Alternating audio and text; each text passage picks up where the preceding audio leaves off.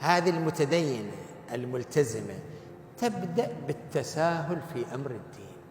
كثير من أخواتنا واقعين في هذا اللي راح أقوله، كثير من فتياتنا وقعنا فيما راح أقوله الآن. متدينة، تصلي، لابسة حجاب، والصوم رمضان، وتخاف الله، مرتبطة بأهل البيت، إلا أنها اسمعوها، إلا أن الشيطان يجي يقول حجاب زين ما يخالف، أنا وياك حجاب زين، بس مو لازم عباية. شنو هاي العباية؟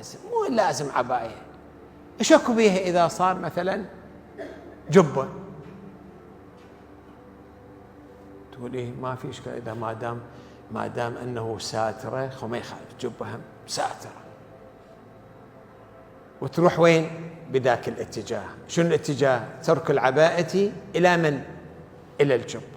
بعد فترة، سنة سنتين، شافت البنات قام يلبس البنطلون وقميص، يجيها الشيطان يقول له بابا هسه انتي هاي الجبة مجبورة بي انت؟ خو ما مجبورة، آية نازلة بالجبة، خو ما نازلة آية بالجبة.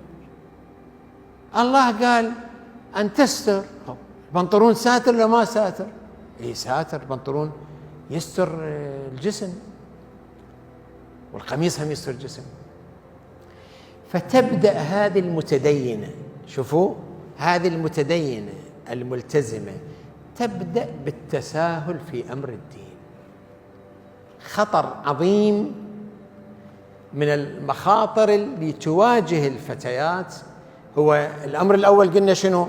تركب القناعات والثقافات واعتبارها أفكار وأصول وعقائد تحاول أن تدافع عنها. قلنا هذا غلط، لازم نعرضها على الكتاب العزيز والسنة المطهرة. هاي النقطة الأولى.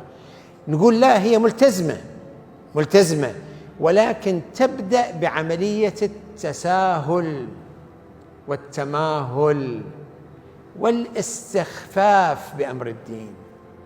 الشك بيها أنا أسلم على زملائي بالجامعة حرام؟ سلام حرام؟ لا، السلام مو حرام. كان ليش يقولون لا تسلمين؟ خل أسلم، يا بسلم. هذا السلام بعد فترة تحول إلى شنو؟